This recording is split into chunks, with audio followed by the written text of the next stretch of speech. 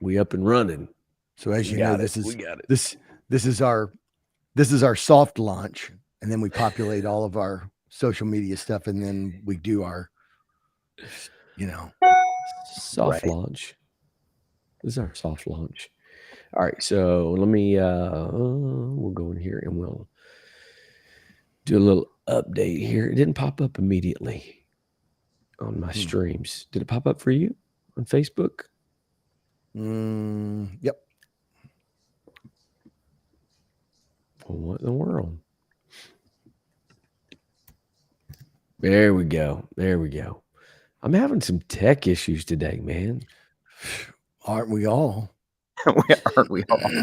Oh, Lord. Dude, I know I've preached from this laptop before, and I know I've turned automatic updates off, and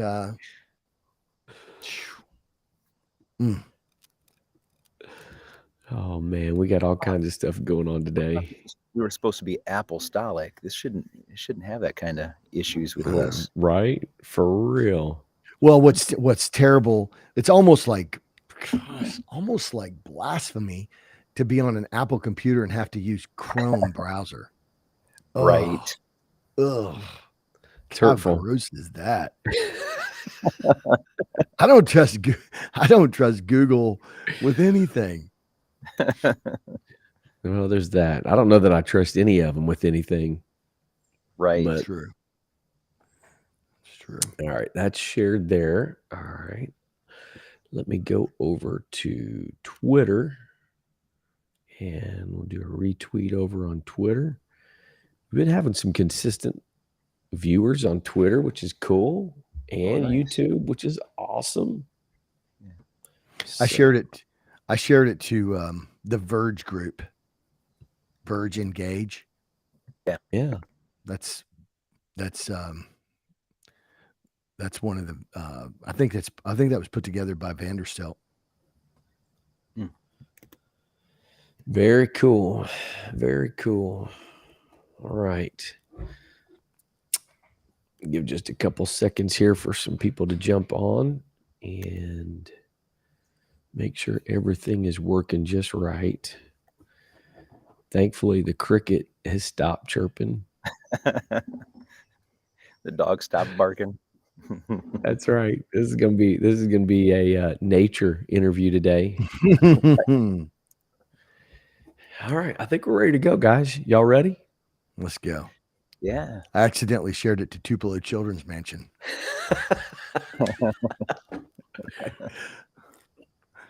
I started hitting share. Just send that to everybody, right? All right. I think we're ready to go. We got some folks jumping on, so we'll get started. Y'all ready? Ready. I'm ready. Almost like we need to share this with Lori Lightfoot. Oh, wow. Okay. I see Jay, but like a tree walking. Touch him the second time, Jesus. That's right. That's right. All right. Here we go. Let's roll. 3, 2, 1.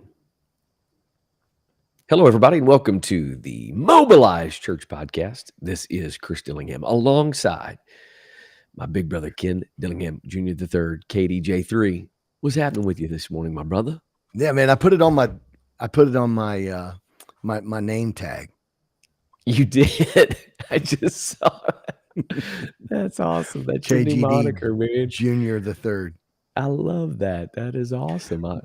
We ought to have a deal. We ought to have a deal where it's like guess our middle names. Right. You're KMD and I'm KGD.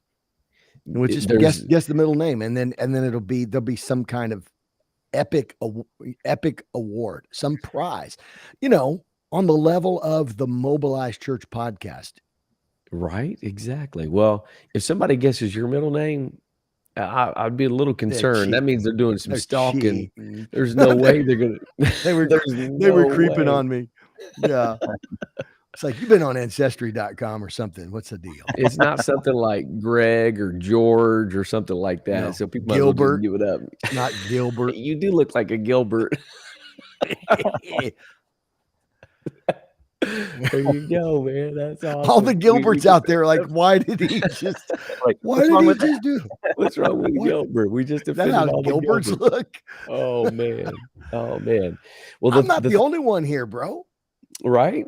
The Look, third voice the in third this voice just popped in in. this episode today. We are so honored and blessed to have with us. Well, we've got a dog. We've got crickets. I'm in my office. We've got crickets chirping, so I can't with confidence tell you won't hear crickets today. But we are also very excited to have with us very special guest, Pastor Jay Jones. You're not a third, are you, Jay? Like Jay Jones the third? No. I'm the one and only, and the world is No junior, JJJ, Triple J. He's the prototype. You can call me Jay. You can call me JJ. That's awesome. That's going way back, man. JJ Walker. Yes, JJ sir. Jimmy. Yeah. Dynamite, baby. Dynamite. Dynamite. Oh man. Well, we're excited to have you on with us today, Pastor So good to be Jones. And man, we're looking forward to it. And so rather than me just like throw all the accolades on you that we could, and we're thankful. Jay's a part of the Mobilized Church Network, and we're super thankful for that and excited for that. Why don't you just share with us real quick, Jay? Give us a little snapshot of the life of Jay Jones. Tell us a little bit about yourself. So it all started a long time ago. 19 what? 71? When were you born? 72? 72, yeah. That's a great year, a tremendous year. Great year. So you guys were both born in the 70s. Yeah, right? 70s kids. Yeah. So you in the, was it 50s, 60s, Ken? 40s? You kidding me? I was born in the same era as the Fonz. Whoa. I don't Whoa. even know. Hey, The happy Fonz. days, man. I age well. I've got some cream I'm selling too. By the way, Chris, I just thought about this and I'm thinking, with Jay on here today, it's not an episode. This is an epic-sode. Ooh, Epic. there you go. Whoa. No pressure, Jay. No This isn't pressure. gonna be normal. I'm sorry. So a long time ago, something started. Way back when. Well, I'm a husband. I'm just grateful to be married to the most amazing woman in the world. So my wife, Angela, and her and I are celebrating this week 28 years of marriage. So All right. Congratulations. Good week. Thank you. I mentioned to Jay, like, I want them to make it to 29, and we're pulling him away from them celebrating their 28th anniversary. So hopefully this is not the end of an era. Right. No, this is good, man. This is good. Yeah. But Angela, she's the best part of me, and she probably should be on this podcast instead of me. She's an amazing lady. But I also have a daughter, and I think she's 25 now, and she's married. She just celebrated, or she's turning 25 this year, I believe. She's I just celebrated her 1-year anniversary on the 21st. So I've got a great son-in-law. And I got a little. The other man of my house is my little poodle. So he doesn't think he's poodle. He thinks he's a Rottweiler. He's my buddy. They all do. And they got that little bowed out chest. They kind of, a poodle kind of has that little bowed out chest. Like, oh, you want some? You want some of this? He does, dude. He does. He stands awesome. up. Yeah, I'm sure his bark comes out like a squeak, but man, I'm sure he thinks it's a big boom. Yeah. But yeah. But yeah, awesome. So I'm a church planter. The first church that Angela and I planted was a team effort in Imlay City, Michigan, on the east side of Michigan, and we did that with my father-in-law, who is my pastor, and my brother-in-law, and my brother-in-law pastors that church now. And then Angela and I came to Kentwood, and we planted our church. That was 19 years ago. And that was our second. And then our third was more of a rebirth. There was a church an hour north of us in a city called Big Rapids, where Ferris State is. and it was without a pastor for about a year, and they had just had a few members. And I think the day we were voted in there, there were 12 people that voted, and I think maybe half of them were actually technically able to vote. Um, but we Right. had, but it was a great experience there. So we brought that church back to life, and grew that, and then transitioned my assistant pastor in as the pastor there, and he's still pastoring there, Kevin Yeager. And then a few years later, Angela and I planted another church as a team effort with our church in Kentwood, and we're calling it a campus, as opposed to an autonomous church. And it's been amazing there. We've seen great success and growth in our leadership as well. So yeah, that's I've here in the Michigan district. I've served as the sectional youth director and youth secretary, and then I was elected as the North American Mission Secretary. Eventually elected as the director for NAM. That was some of the best years of my ministry were in NAM, and then I became the director of NAM, and then I left there to really focus in on our church. I felt like it was a season where God wanted to show me some things about church development, and so when I left as the director, and just focused in on the church, some amazing things happened, and we saw some great growth. That's when we planted our campus as well. And then I was elected as a president for our section, and then currently I'm serving as our Michigan district secretary. So it's been an awesome journey, and I think the underscored we're servants, so that's I think why we end up being tapped on the shoulder to serve in different places, just because we're serving. But so that's me in a nutshell. So good. Our dad used to make the statement, the world is run by people who show up. Mm. Isn't that the truth, man? Yeah, it's a big part of it for sure. So obviously today, we're, as I mentioned, you're part of the Mobilized Church Network.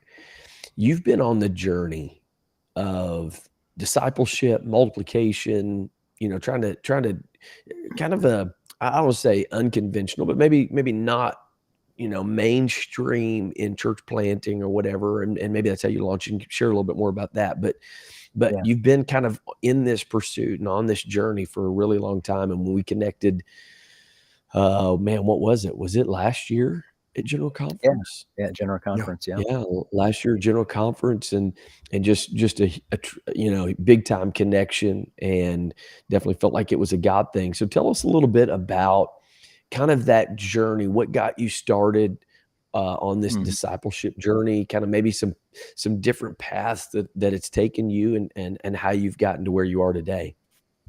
Yeah, it's really been amazing. I'll tell you that moment at General Conference when we got together and chatted a little bit, things really coalesced, and a lot of the threads that were leading to this just came together. So it was truly God was speaking between us.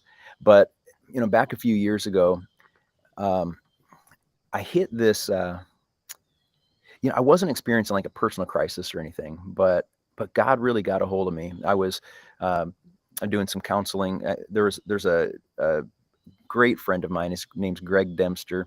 He does spiritual counseling and guiding for senior leaders who are struggling. And so I was listening to what he was talking about, just this life transformation stuff that he's doing with these people. And I said, man, Greg, I know a lot of people that could use that. And I wasn't really thinking to myself. I was just thinking, I've got folks in my church, man, if I could just get them on board with this kind of stuff, it could be life-changing. So I said, do you have anything written down? And he said, no, it's all, just kind of fluid. And so I said, well, how about we get together? You take me through it. I will record it all down. We'll put it into a format that you can share with your people, and then I can use it for mine. So we did that, and wrote in the first session. I'm taking notes, and he's like, "Well, Jay, let's just make this personal. Tell me about a time in your life when." And so I started to share, and then all of a sudden, man, I was like a stream. I was crying. I was like, "Oh Lord, what is that? This isn't for me. This is for my church folks." I'm Yeah. okay, right? And so it was awesome. But here's what it did for me. It made me recognize that I had a deep need for transformation in my own life. And I'm a well-adjusted person, self-differentiated person. I've got that. I'm I'm all right, and that moment made me realize that I had learned how to do Christian things and be a deep servant and love people, but there's part of me that I had not really allowed God to transform. So Wow. that sent me on a journey of really digging in and being a disciple. So I realized I was making disciples, but I was having a challenge being a disciple. So that it really started personally, very, very personally. I did want to see transformation in my church, but I went on a journey of my own, and I saw God just really revolutionize my life. I could confidently say I am not the same person that I was 4 years ago when I started the journey. It's And awesome. so through that, yeah, I started to lead people in our church through that, and realize that there's a lot of stuff that the church is really good at covering up and excusing or overlaying with other things and uh, and not allowing people to really be transformed. So through that, I'm leading our church folks through this life transformation, and I got a hold of. I was talking to a friend who's a church coach in another denomination, and he said, "Jay, there's a book, man, that you got to read." He said, "Everything that you're talking about, you got to read this book. It's called The Starfish Movement by Dan Greider." And I read that book, and it made me mad. It made me mad. I was I was like, I can relate to that. Absolutely. I slammed that book down. I was like, "What is this, man?" It felt like it was I was being challenged, in all of the ideas and the conceptions that I had about what church growth looked like. And here I was, I'm a NAM director, and I was, just previously as a NAM director, I was planting churches. I was teaching around the country how to do church growth, how to implement systems and structures, and uh, and then this book comes along and challenging this idea as my norms. And so I had a hard time with that, but I prayed about it, and I said, God, if this is if this is the stuff that you need me to know, you led me to this book. If this is what, show me what you want me to get out of it. And God said that I needed to be the disciple. And so I consumed that. That was just like step one.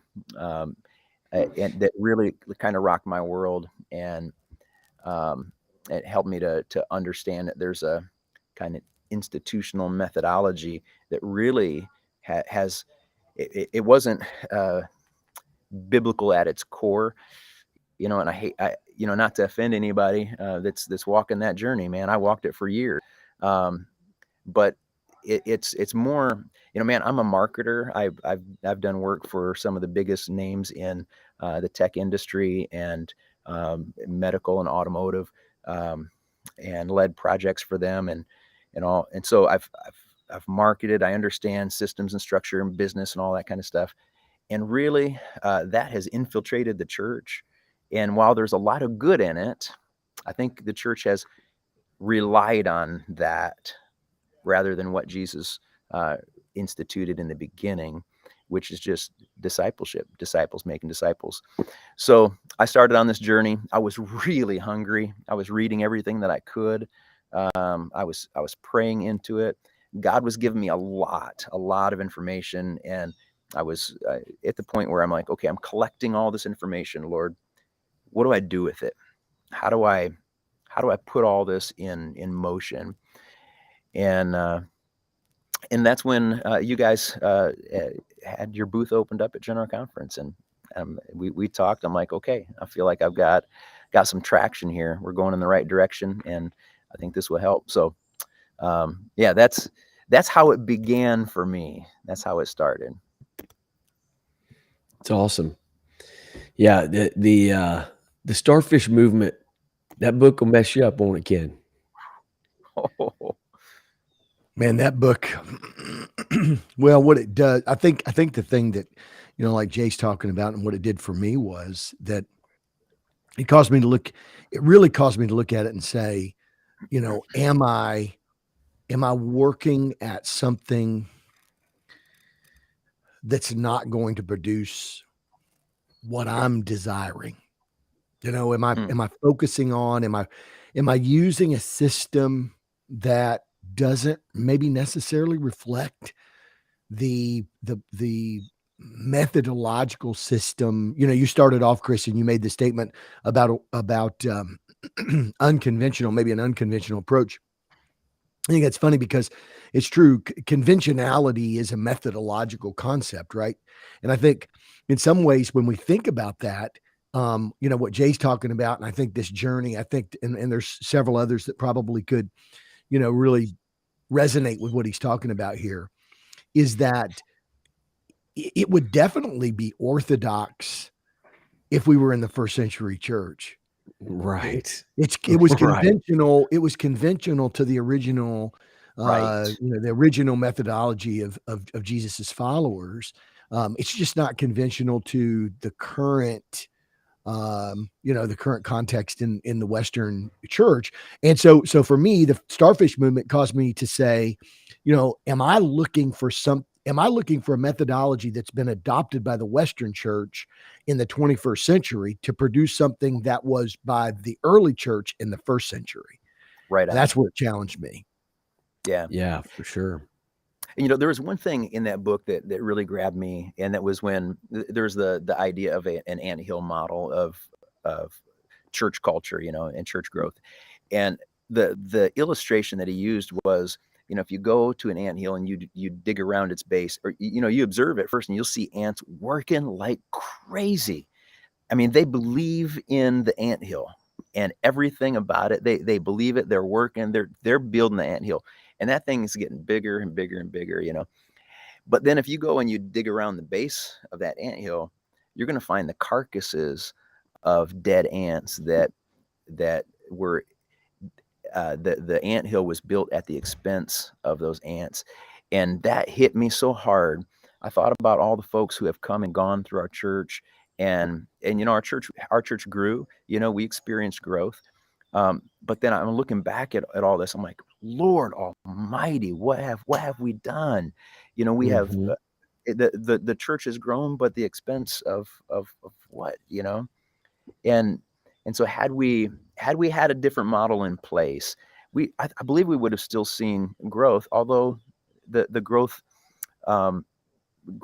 growth as an impetus is not that's not godly. That's not the idea of growing our church. Right. It's reaching the lost. And had we Bro. just focused on disciples making disciples, the growth should be a byproduct of the product, Absolutely.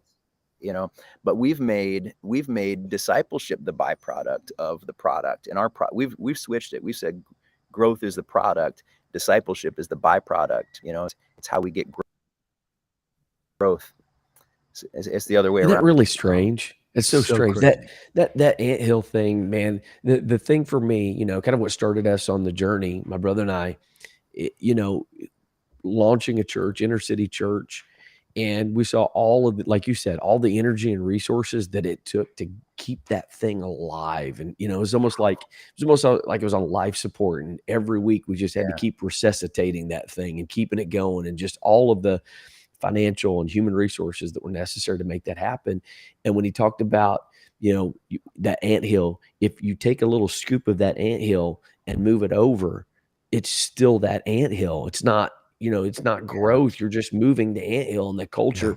And I'm like, man, that thing that resonated with me so much about, we think sometimes that's growth. And I'm not suggesting that we shouldn't do like daughter works or we shouldn't plant, but Yeah. that growth should be the byproduct of missional success rather Right. than, what do you call it, Ken? Divine subtraction or whatever, where you're like, you subtract away from the main, you put off. But if the culture of the anthill is the same, it's going to do the same thing that it was doing at the first anthill, which is it's not going to produce multiplication. Yeah. And that idea and that whole concept just really, struck home with me. And then what you said there, Jay, I think is so critical. It's weird as you were talking about that. I was just thinking, like, it is weird how much church growth has become just like an integrated part into our language, into our culture, and who we Chris, are. our values create our scorecard. Right. Yeah. And so if the goal is to grow, then church growth is the scorecard. And and the sad thing about it is that, Jay, that I think that statement that you made is so vital because, I don't know that you can, I really don't know that you can advance the kingdom God in the way God wants us to advance the kingdom, not willing that any should perish. In other words, reflecting, having the kingdom value. So we talk about a disciple as somebody who has let Jesus change what they care about to, and that their value system, their truth or whatever reflects what he says is true and what he values. And if he's not willing that any should perish, then God, maybe God looks at us and goes, I'm not concerned about your church growing. I don't really, I don't care. Next, by this time next year, we want to be the fastest growing church in our district. And God's like, I don't care about any of that. And I want to ask you something, Jay, and I want to make this related to maybe tie some things together because for me, it was my time as part of as the NAM director and as a church, a church planter that caused me to say, man, is there some better model? I mean, that was the thing. Is there some better model? Is both for ourselves and for this idea of church planting? Because this anthill thing, like, you scoop up some of the anthill and you put it in another geographic location. If it's not experiencing kingdom advancement and multiplication at the mama anthill, then it's not going to experience growth and multiplication in the baby anthill. And do you feel that there was some of that, or just watching people struggle or whatever? Was there some of that said, man, how can we cause this to be something that's more reflective of sort of the overflow of missional success rather than just some function of, well, we need to go there, so let's take some of this and put it over there, and then we can celebrate that now we're over there. Right. Ken, I think you're on something really powerful. And I truly believe in systems, processes. I believe in that. And in fact, in a way, what Jesus did was gave us a system.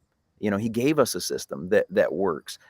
The problem isn't necessarily taking something that's reproducible and putting it in another place. It's taking the right thing. Right. And so if what we're trying to transplant, and this happens all the time, we have people alive today that are experiencing kind of PTSD from generations before them that these people never experienced it in their life, but the people generations prior did, and they passed it along, right? So they passed along something that was unhealthy. And if that's what we're doing, is passing along something that's unhealthy, something that takes more labor to maintain than it does to produce true spiritual transformation, then we're just going to have a dysfunction, right? And so I was searching for that. Okay, God, what is the healthy thing to reproduce? Because when we went into campus multiplication, and that was our desire was to plant more campuses, because I've made this statement a lot. The greatest method of church growth is church planting, and I've always believed that. Plant more churches, you'll get more growth. I've said the same thing. Absolutely. Yeah. And so I believe that. I really do believe that. But if the goal was just planting, instead of transplanting something that was healthy, then we're still going to keep hitting this wall of it's not enough, So this is what I was asked this by a church planter just a few days back, and he said, if you were to do this again, what would do it all over again? That's awesome. That's a great question. I love that. Very good question. Incredible. And I said, I would have focused more on making disciples that make disciples that make disciples. That's what I would have focused on. Yeah. And so here's what I and I want to stay on your question, but this. Well, let me ask this and fold this into your answer. Yeah. Do you feel like that the reason why sometimes planting churches, like we've heard this, it's the best model for growth, right? Yeah. Is planting churches. And so, we cite statistics and say, 15-year church, this is its percentage of growth. A 3-year church, this is a percentage of growth. And we go, well, church planting is the best model for growth. Well, yeah, inside the system that you're observing, right? Yeah. Right. Right. If it were exactly. right. If it were, exactly. It's and the only reason is that because they've got 25, 30 people and they don't, they're like, well, we can't stay this size forever. So they start focusing on let's reach people. So it's not, Right. At some point, that 3-year-old church is going to be a 15-year-old church with the same system as the other church. And so it's going to stop. So you kill them and just restart, or, there's got to be a different solution to that, right? There's got to be. And, the idea that we're going to continue this process of planting churches, we need to plant churches. I would rather plant a church around disciples than do what we did. Go to a city where there are no disciples, be the disciple, the only disciples there, and try to attract people in. It's the attractional model. But if we're making disciples, churches can grow organically because we build a structure around gathered disciples. And so, what Jesus said in John 15, he said, if you abide in me and I abide in you, you'll bear much fruit, right? And so our motivation is usually not abiding. Our motivation is usually the fruit. And when that's the pursuit, I mean, we're putting so much effort into trying to create fruit that will impress Jesus enough to let us abide with him. And Jesus is like, that's not how it works. You abide in me and I'll take care of the fruit. You'll look back after abiding and go, 100%. whoa, where'd all this fruit come from? Right. 100%. I believe the same thing about this church growth. I believe that if we just do what Jesus said, make disciples, that's what he told us to make disciples. He said he'll build the church, right? Yeah. He told us to make disciples. And I believe what'll happen as a natural, organic byproduct of disciple making is that churches will grow, right? Our local church will grow. We will find people gathering in a neighborhood and go, wow, let's build a church around that. But I think the issue is taking care of doing what Jesus said to do. If we'll take care of that, he'll take care of the rest. Yeah, absolutely. And in our text group Sunday, we were all kind of on the same vein on a lot of things, and something the Lord really dealt with me about, and I talked to our young leaders about this, was we focus a lot in this about being the disciple. So you referenced that from the beginning of like, I've learned how to do a lot of things, but I wasn't being. And I was talking about this constant tension between being and passionately doing, right? So what you're saying is so good, is that the first piece of that has to be the being part and letting Jesus change us and work in us and transform us. That doesn't mean that we shouldn't do. We should passionately do. But if we don't stay anchored to the being part, then we'll seek after fruit that is not from him, or fruit that is not true fruit produced by his Right. spirit. He said, Things apart that from we me, you can can do. do nothing. Right. And I think that's where so many people get frustrated. And so, like, swinging on that pendulum, I like what my brother said, and maybe we can dig in this a little bit more. And I don't want to get us off track, but organic doesn't mean systemless. I know you're a systems guy. You're structured and you're organized, and so being doesn't mean that we don't do anything. We just sit around and just wait for Jesus to do it. It means that we have his heartbeat, we have his passion, his values. And as you were talking there, I was thinking about growth. A person naturally grows if they do healthy things, and just you don't have to sit there as an 8-year-old, or in my case, wasn't until I was about 15 years old that I actually started growing. But like, I didn't have to sit there and think, grow, you got to grow. It was just a natural process. And I don't think it's coincidence that Jesus connected the church. The analogy was the body, right? Yes. If it's a natural part of the body for growth. Something. Let me throw something in here. I think this is so important because a lot of times we look at the scripture to uncover, reveal truth, and so you might read Colossians, and it says that all the fullness. It pleased the Father that all the fullness should dwell in Him, right? In Colossians. But then, wouldn't it be interesting if we looked at that from the perspective of not necessarily sort of a theological point of the oneness or the Godhead or whatever, but that we actually literally looked at that as a living reality? Because in the first century church, they weren't trying to make a statement in the scripture that contradicted a Trinitarian dogma. Right? There wasn't one. There was no Trinitarian dogma in the early church. They all believed, Shema Israel, Elohim, Elohim. I think that the reality is, as we talk about this, Hear, O Israel, the Lord our God, they all believed that there was one God. It's interesting if we look at, you say, well, why did he see so many miracles? Why was the supernatural always surrounding his ministry? Why was he always, and he made these statements like, I don't do anything except what I see my Father doing. I don't say except that which I hear my Father saying. Wouldn't it be interesting if we viewed that scripture in Colossians as that he was the perfect reflection of the heart of heaven, the heart of God.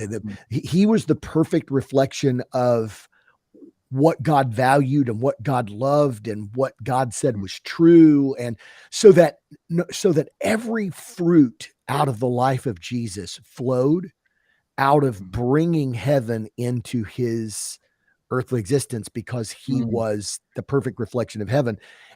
So like, I think about sometimes even in our culture, we think of the truth and we think of it as a doctrine, right? But so what do? So we take the truth because it's a doctrine, and we try to take that truth and we try to use that truth. And I think this goes right back to what you started out with, Jay, is that we take this truth and we say, I'm going to learn it. I'm going to learn all this truth so that I know it, and then I can share it with people. And Jesus said, did I ever tell you that I gave you the truth to be used as the tool and mechanism of evangelism? I gave you the truth. I gave you the truth to make you free.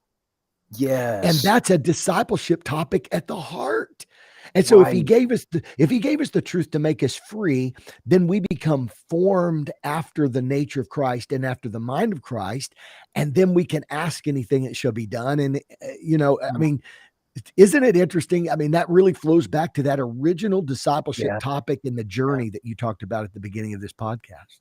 Yeah, it really does. And so it's a natural outflow of who we are. And man, I think the church has, when I say the church, I really do believe that universally, but also our church, me, I think over time we've turned this into something that we learn so that we can go do and we can create the thing that we think would be pleasing to God, right? So it's all about us going and doing and producing and performing and Jesus is saying, man, just abide. Would you stop trying so hard? Stop trying to develop this. Just abide. Just just abide in me. I'll abide in you, man.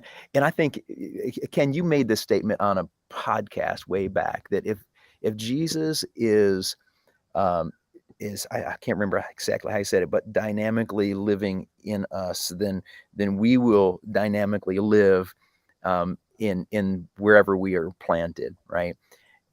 And I think that's the key, is allowing Jesus, is becoming, right? Allowing Jesus to be something in us. And Dude, That's it. isn't it crazy too, Chris, that, you and I both are sons of our dad, right? And mom. And we didn't have to do much to let the DNA of our parents manifest itself in us. You know what I'm saying? And it's like, I gotta be like my dad. I gotta be like my dad. Yeah. Well, in the most essential way, if it just happens if you're healthy. Right. Yes. And I think it goes back to the beginning part of what you said, Jay. And I know there was a question, I think it might have been from Hummel about that transformation piece that I think is so critical and is actually, I think, one of the most challenging pieces in this journey is admitting and acknowledging that we oftentimes do a lot of church stuff, but because we're not smoking crack and drinking Budweiser, we don't think that we need radical transformation in us. Yeah. And that honest assessment of just looking at it and saying, you know what, I need Jesus to. There's some places in me that are not like him, and quite frankly, some of them are ugly. Right. Some of them are not pretty. The ambition, the drive. Some of the things we've done in the name of church growth and whatever has actually been ego driven. I mean, if we're just being honest, all Right. of us have wrestled with that, and that constant tension is so critical. So maybe talk a little bit about that to people, as far as like, I'm doing all this stuff, like I'm faithful, I pay my tithes, I show up at church. Like what are you saying that I'm not being the disciple?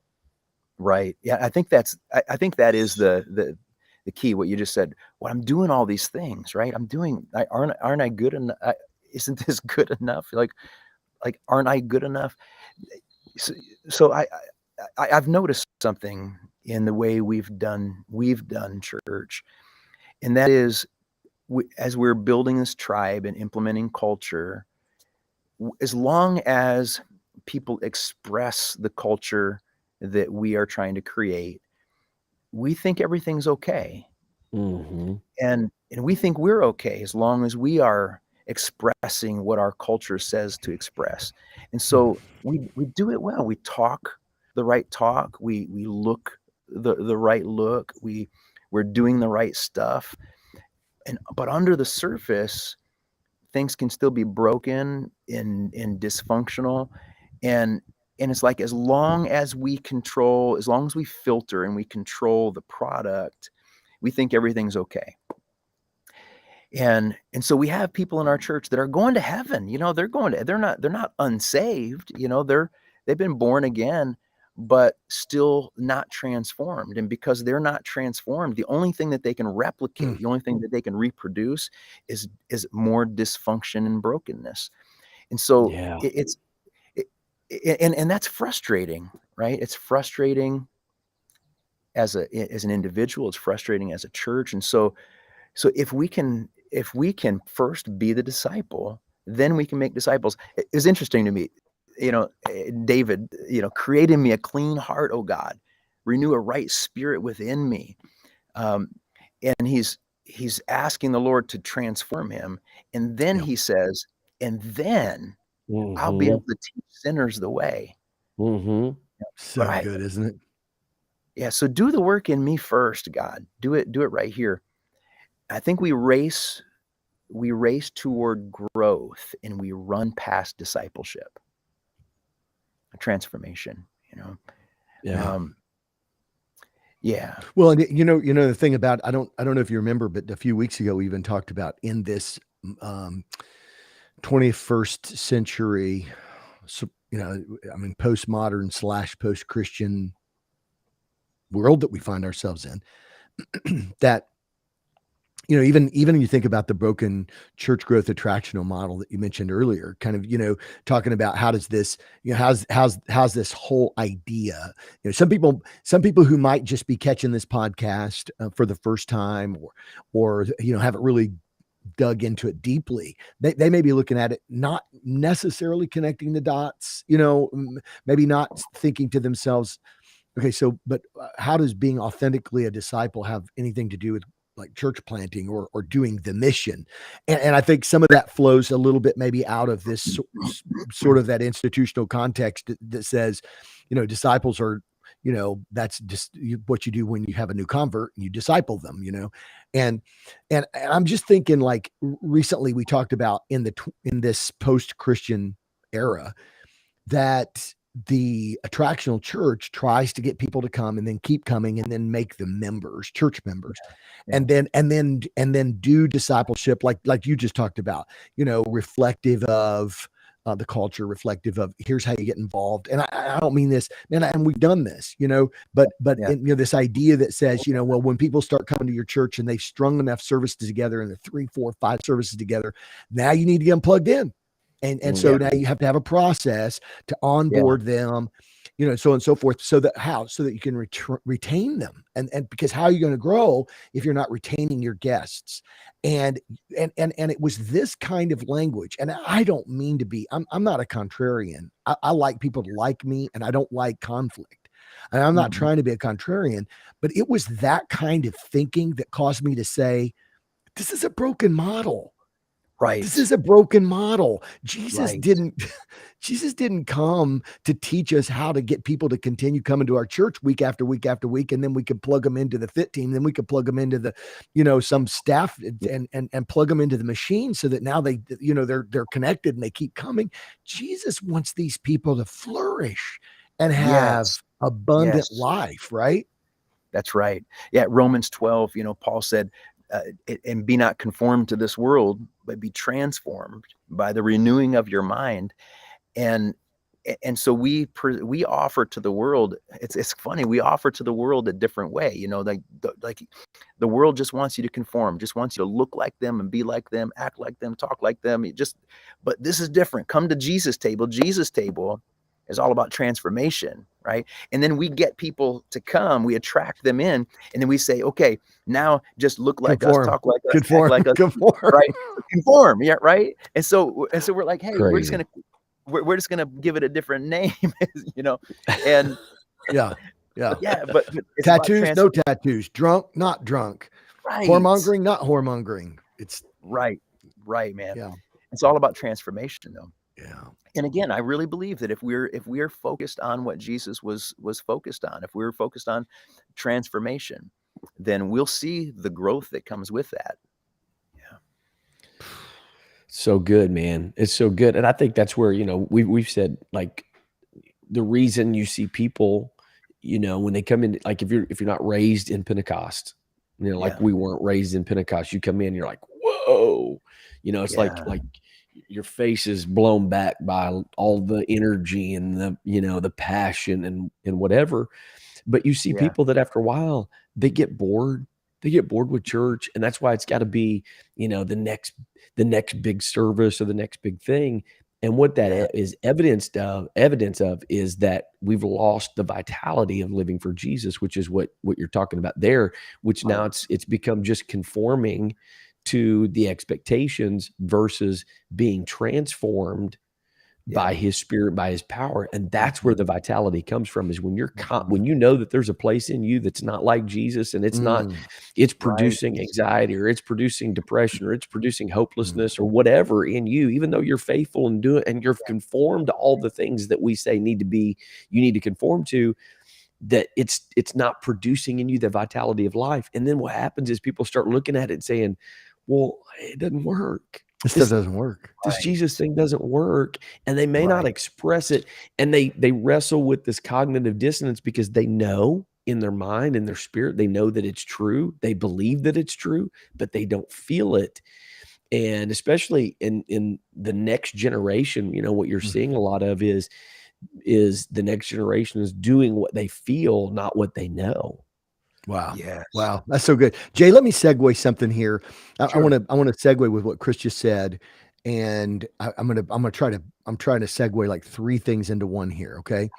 So talking about what we've been talking about, recognizing that your fruit, what does your fruit reveal about the root? It's not this anger, I'm just this kind of person or whatever, say, well, okay, but what does that reveal about what's at the root? So we got that piece going on. We've got true transformation or whatever. And then we've got this question that John Hummel asks, and that is, what would you say? What would you say to someone who hears this conversation and says what we're doing now is yielding great results? We've got great church services and a lot of people coming.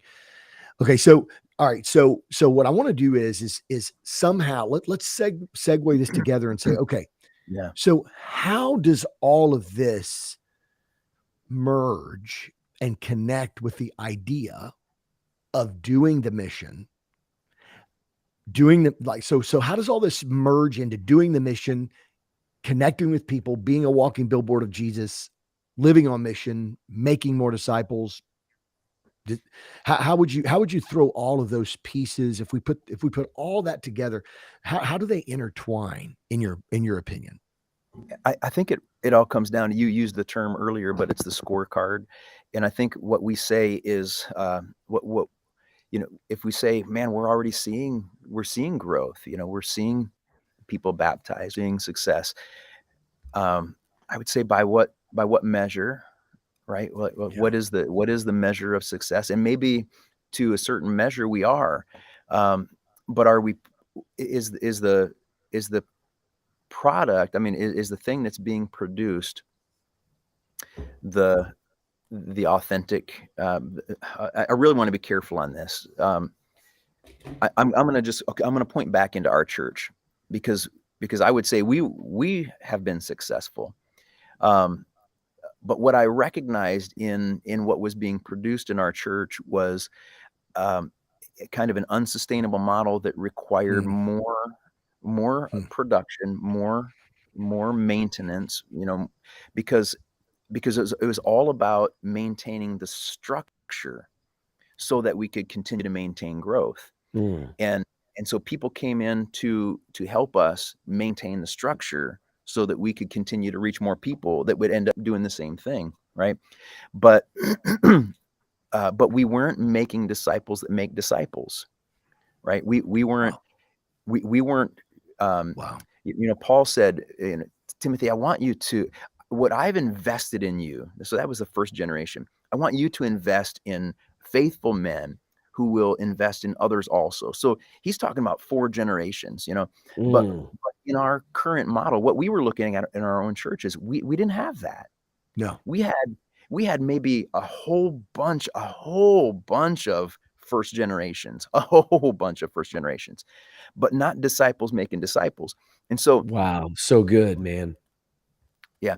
So I looked at that and I said, okay, the model that we're running with is working. It is working. It is yielding. It is producing. But what would that look like if those disciples were making disciples that make disciples? How could we see a greater impact in our city? And I believe the answer is yes. So I think here's a hard question that I asked myself. 50,000 people, 54,000 people in my city, and our church is a fraction of that. If all of the church buildings and all the churches in Kentwood, denominational, non-denominational, if every single one of them were full of people on Sundays, that would still be a fraction of what's in our city. So probably is 20% or less, right? 20, bro. I would say in our city, if all of our churches were filled with people, we'd have about 10 to 15% of our city.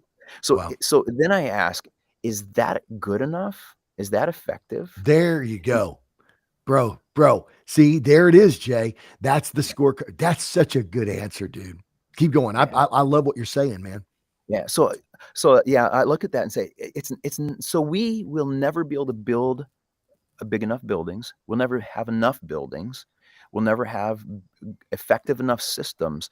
The only way that we can truly reach our city is disciples making disciples that make It's the disciples. only way. communication. It's the only way. And so I need to, as a pastor, I need a gut check. I need to be really honest with myself and say, I don't want to do good enough to impress the other churches in my district. I could care less what they feel about our ministry. I don't even care. What I want to do is reach our city. That's it. That's all that's on the table. So it's not a success to me if we have more people in our church on Sunday than the other apostolic church down across town. It's not enough. And it's not enough even if we have double than we had 5 years ago. It's not enough. Yeah. Because you're comparing yourself among yourselves and you're unwise. Right on. But if I compare myself to the harvest, right? Which is Jesus said, look on the fields, right? Look on the fields. Don't look at your neighbor's church, man. Look on the fields. Yeah. Well, what's funny is the other day, I haven't even said this to Chris. I write stuff down and I'm just thinking, I'm studying, I'm praying and whatever. And so I jot stuff down. And I was thinking about, I wasn't super duper at math. I was, anyway. And there was other subjects that I excelled at. Math was one that I struggled to get A's in. But I paid attention close enough to know that there's this thing in a fraction called the denominator. The denominator. And it's right. And so the denominator is the number that determines really the what you're measuring in the fraction. Right. So for example, so let's say, for example, if you say, okay, well, we're going to cut the pie up into, 8 pieces because we have 4 people in our family, right? It could be value based, right? We're going to cut the pie up into 8 pieces because we have 4 pieces in the 4 people in the family. And so that what that means is that everybody is going to be able to get 2 of the 8 pieces or 1/4 of the pie. So you've created a denominator based on what in a consumeristic model makes us satisfied. Right. And so if the denominator on our scorecard is the biggest church in the district. Yeah. So let's say it's 500 or 1,000. Then we put 1,000 on the denominator, and that's what we're measuring. Right. And so we say, well, okay, so we've reached 500. And so we're 500 over 1,000 on our way to being the largest church in the district. But if you put the number of people in your community on the denominator, you say we're 500 toward 54,000. And all of a sudden Jesus goes, now you're starting to get it. Yes. Yes. Right. So good. So good. Yeah. What is the score? It just comes down to the scorecard. And, I found this too. I don't believe in this deconstructionism that postmodernism has brought. I think it's unhealthy. I think we need to be very careful that we don't tear down what we've, everything that has brought us where we are. Sure. I think it's really important. And we're noticing in our church that there is going to be some need for our structure and our systems. And so I think this is not about destroying an old, it's destroying those methods and those models. It's not. It's determining which is the slave and which is the master. Right. There you go, bro. That's exactly what I was going to say. The systems we've served the systems when the systems are supposed to serve the mission. Boom. Right. Boom. And that's where you get sacred cows, right? That's why it's so hard sometimes is because we've served it for so long that we feel like that it's sacred. Right. Hey, Jay, let me say it. You did such a great job there being diplomatic and gracious when you said, I'm going to just reflect it back to our own church. But what I heard as you were talking was, was that the institutional system, talking about slaves and masters, the institutional system. So going back to organic doesn't mean systemless. Right. Okay. It's a comparative between an institutional system and an organic system. And what I heard you say was that you came to the conclusion, correct me if I'm wrong here. Okay. I don't want to put words in your mouth, but what I heard was the institutional system is incapable of producing multiple generation multiplication. In other words, you said we saw a lot of first generation. We didn't see second, third, fourth generation. Okay. But organic systems do. By nature, they reproduce and they multiply. And so would you say that one of the reasons why an institutional structural system isn't the mechanism that you've turned to, or that you've put your trust in to reach the 54,000 plus whatever in the surrounding areas, probably up close to 100,000 in your very immediate region, is because between now and the return of Jesus at the current rate of growth, there's no possible way on God's green earth that the current system can even nearly approach what you want to see happen in missional success before the return of the Lord. That's it.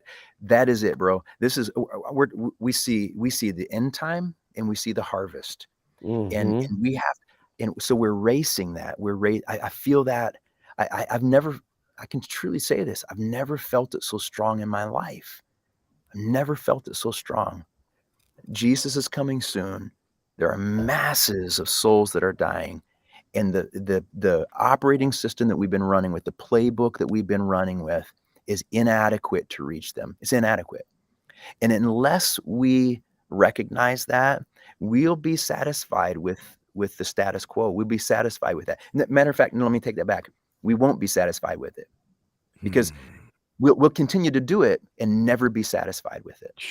I got tears in my eyes, bro. Good. Listen to you talk right now. Wow. And I love that. I love that, because this is not a railing against the old system. No. It's a pursuit of God's purpose. It's a pursuit of the reason that he put us here. Like you said, we're racing against the rapture. We're not trying to deconstruct because we're bitter from what was yesterday or whatever. We're just trying to hear him say, well done, good and faithful servant, that we're doing everything we can, that what his heartbeat was, his purpose was, his mission was to seek and to save every single lost person, that's our heartbeat. That's our mission. And anything that doesn't facilitate that has to go on the chopping block. Anything. Doctrine doesn't go on the chopping block. The truth of God doesn't go on but anything that doesn't serve the mission has to be on the chopping block. And that's where we've gotten so confused. Amen. Wow. Isn't it interesting? Isn't it interesting, Jay? You talked about we won't be satisfied. We'll be frustrated.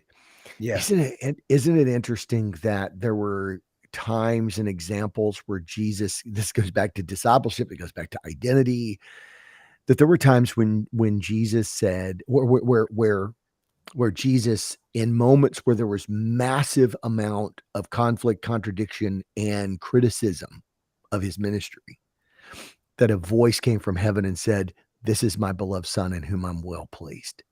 Yeah. Wow. If I don't hear that in my heart, man, if I don't hear that about what God says that I'm doing, and I don't feel that, and I don't sense that, God has made us in his image in such a way that we will pursue it. We will pursue relevance. We will pursue. Absolutely. And if we're not careful, we'll pursue it in the wrong ways. And so this is why I'm not a deconstructionist. Thank you for bringing that up. That's a great point. We're not righting the wrongs of our forefathers, for crying out loud, or anti-church or any of that. Silly. That's silly. If you think about what we've been using, the kind of the tools that we've been using, our lifetime is so short. I'm 50 years old. I've been doing ministry for about 30, just 30. It's a scratch, man. It's a scratch. And so even this current model that we've been running on, I say current, recent current, it's new. It's new, right? They weren't doing church like this 20 years ago, Yeah. 50 years ago. So we shouldn't feel threatened today to say, you know what, we need a course correction. Is it okay if we alter our course? And, So and good. absolutely it is. It's okay. And I would say to just as an encouragement to anybody who's thinking, man, is it okay? Um, I- we always adjust what we're doing to get to get a better result, right? It's okay. This is just a Yeah. course correction. That's all it is. And that was what gave me permission as a pastor to say, Yeah. okay, we're going to sit down and we're going to scratch some things off the list and we're going to add some things to it. That was my permission to say, you know what, it's okay to abide more deeply. It's okay Wow. to let Jesus transform us. It's okay to let him transform our church, to change how we're doing things so that we can better reach the world. It's okay. Yeah, man, that's so good. And get more in alignment with him, Yeah. get more in Yeah. alignment with his heartbeat and what he wants. So, man, that's so good. You guys got anything you want to, the time just absolutely, I just looked at the clock. I'm Unbelievable. like, what in the world? Where did the time go? Yeah. It's Yeah. crazy. You guys got I anything think you want to share as we wrap it up here? I'm gonna leave Jay with the last word. Let me just jump in here and let him. He's the guest, and so what I want to do is I just want to say that we like to have conversations with and not at people. With Yeah. we're not telling you this is the way you should do it. What we're saying is look, here's a paradigm, here's concepts, here's principles. You're going to have to contextualize that. I don't care if you're in an urban context or a rural Right. context or whatever. I told so I put in our link in our live Facebook feed. I put a link to our live talks from last Sunday. We were talking about mobilization, the how of mobilization. So I put that in there in the links. And so I guess if you're going to, if you will listen to this on the podcast through, Apple or Spotify or iHeartRadio or whatever, you're like, how do I get the link? But, uh, but we talked about this and I made this statement. I said, look, 50 years ago, when everybody said, I'm a Christian, I believe the Bible, whatever, that a 10-week Bible study was extremely profitable to sit down and say, okay, well, then let's see if what we say we believe aligns with the word of God. And I said, and you know what? If you're 50 and over right now, and you've got friends who say, yeah, I believe the Bible, I believe the word of God, I believe everybody will go to church and whatever, maybe that old system might still be beneficial and profitable, right? That old style or whatever. But if you're 20, it might not be. And so let's just celebrate that there's different way and different people and their different places in life. And I love what Jeffrey Glick said, where he said it's an intentional return to apostolic orthodoxy. Isn't that awesome? And I'm going to tell you what, right now, when the freight train of revival starts rolling toward, right? That was a physical sign. That was a physical sign. The trumpet is getting ready to sound. The freight train is coming. The freight train of revival is bearing down on us. The return of the Lord is coming. And so we really do need to be able to make, as Sherry Goodremont said, kingdom shifts and this intentional return to apostolic orthopraxy. And so, Jay, I'll give you the last word. And man, let me just say, I'm just going to back away and let you and Chris just finish this out. But bro, what an awesome guest you've been today, and what an amazing leader and wonderful friend you are. We're so thankful for you. Thank you. It's really been an honor to be on with you guys. And I love, I made the statement before, I just love shooting from the window. I love just listening to you guys and hearing hearing the conversations. But so to be here is great. I want to, I think just to offer some encouragement again to people and pastors who might be considering making a shift. It's not really easy. It's not easy because it requires culture change. But I've rarely found things that are that are worth it, that are easy, Right. and so it takes time and effort and care. I told our church, the gatherings, the groups that we've brought on board begin our culture shift.